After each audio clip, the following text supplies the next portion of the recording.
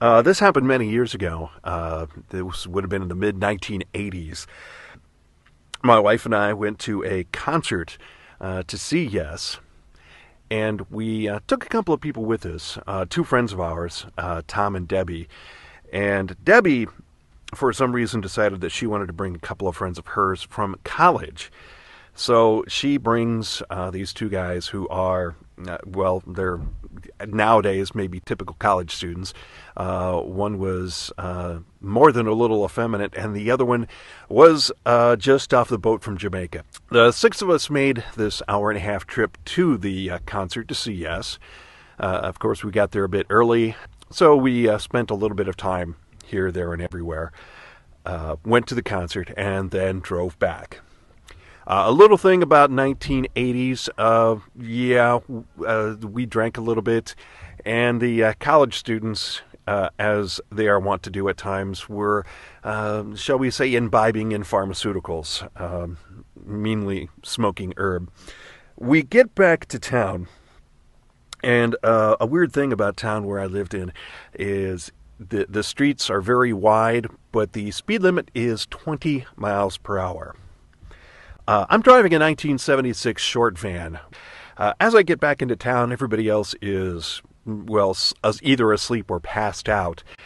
As I'm driving through town, though, I notice that there is a police car behind me. Considering it's 2 o'clock in the morning, that doesn't bother me that much. I kind of expected, in fact. As I'm coming into town and getting ready to make a right turn towards the college area, I see another police car coming towards me. At this point, I'm still not all that worried. I make the right turn, and at this point, both police cars make the turn behind me. I'm still not all that concerned because I'm coming up on the police department, but at the same time, you get a little nervous when you've got that much illegal activity that's gone on in the back of the vehicle. I made a left turn at that point, and that's when everything lit up.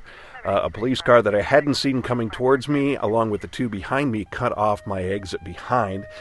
Two more police cars come out of the alleys on either side of me, and two more block off the street in front of me. I am in the van with a bunch of underage people or of-age people with either drinks or drugs on them, and I figure the last place I probably want to be is in here, especially since Debbie had a tendency to be going around with a pistol in her purse, usually unlicensed, and that could have been bad. So I jumped out of the van.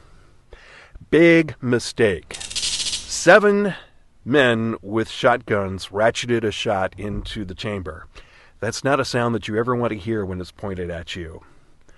At this point, the policeman in charge of this entire escapade comes up to me, asks me for my license, my registration. I figure at that point I am safe to ask him questions, so I ask him, what did I do wrong? Because I was pretty certain I didn't speed. It turns out that they were looking for a van that looked just like it that might have been used in a rape that day.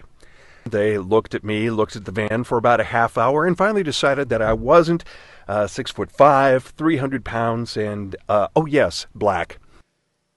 As they're handing me back my license, my registration, my proof of insurance, he's walking me back towards the van, and he's asking, just being fairly polite and apologizing at this point, but as he gets up to the back of the van, he does what I was afraid of, which is pull out a flashlight and ask if anyone else is in the van.